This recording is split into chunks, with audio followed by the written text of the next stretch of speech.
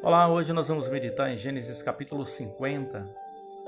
O texto no verso 1 começa dizendo assim: José lançou-se sobre o rosto de seu pai, chorou sobre ele e o beijou. Esse é um capítulo que encerra um dos momentos mais emocionantes da Bíblia.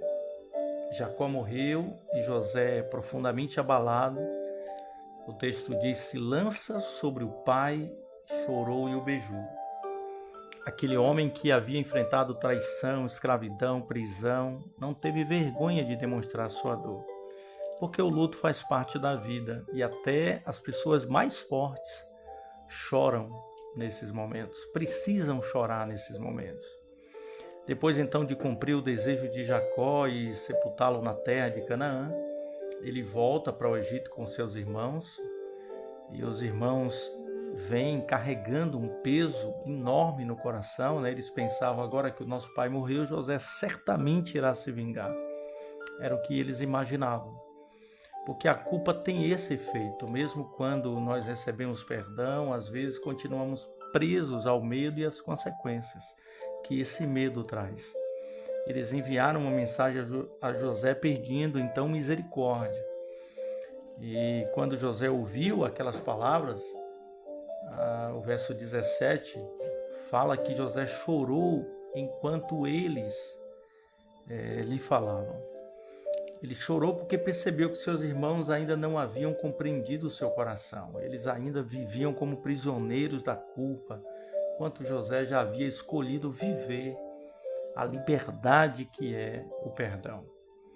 Então, no verso 20, José responde: vocês intentaram mal contra mim, porém Deus o tornou em bem, para fazer como se vê neste dia, para conservar muita gente com vida. José, então, não negou aqui o seu sofrimento, tudo que ele passou. Ele não disse que o mal nunca aconteceu, mas ele reconhece que Deus era maior do que toda injustiça que ele havia enfrentado.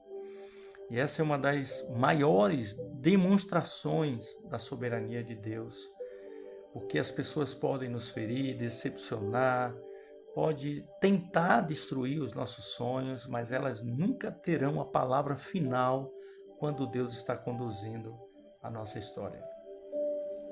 Nós aprendemos que o perdão não muda o nosso passado, mas ele muda o futuro. Quem guarda ressentimento continua preso ao dia em que foi ferido, mas quem libera o perdão permite que Deus escreva novos capítulos. Então, José demonstra aqui uma maturidade emocional extraordinária, porque emocionalmente ele se vê saudável, ele demonstra essa saúde emocional, porque ele consegue reconhecer a dor, mas sem permitir que ela defina a sua identidade. E as pessoas que assim o fazem, que assim agem, elas conseguem ressignificar suas experiências. Então José não se via como vítima de seus irmãos, mas ele se via como instrumento de Deus. E essa mudança de perspectiva é um dos caminhos para a nossa restauração emocional. Porque quantas pessoas ainda vivem aprisionadas pelo que alguém fez? Quantas pessoas carregam culpa pelo que fizeram? Então esse capítulo aqui de Gênesis nos fala que Deus cura tanto quem foi ferido quanto quem precisa ser perdoado. E no verso 24, o capítulo termina com José reafirmando a sua confiança nas promessas de Deus. Ele diz assim: certamente vos visitará e vos fará subir desta terra para a terra que jurou dar a Abraão, Isaque e Jacó. Mesmo ele morrendo no Egito, José tinha seus olhos voltados para a promessa. Ele sabia que o fim daquela geração não seria o fim do plano de Deus. E talvez hoje exista uma despedida, uma perda, uma decepção, uma ferida que ainda ocupa espaço no seu coração.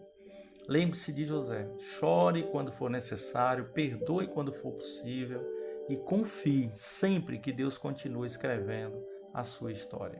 Não permita que a culpa governe a sua vida, nem que a amargura determine as suas decisões. O Deus que transformou a cova em um palácio, aquela prisão de José em um palácio, a escravidão em um líder, em um governador, e o sofrimento que ele viveu em salvação para todas as pessoas que viviam ali naquela época, transformando a história de vida daquelas pessoas, é o mesmo Deus que ainda age hoje na minha e na sua vida.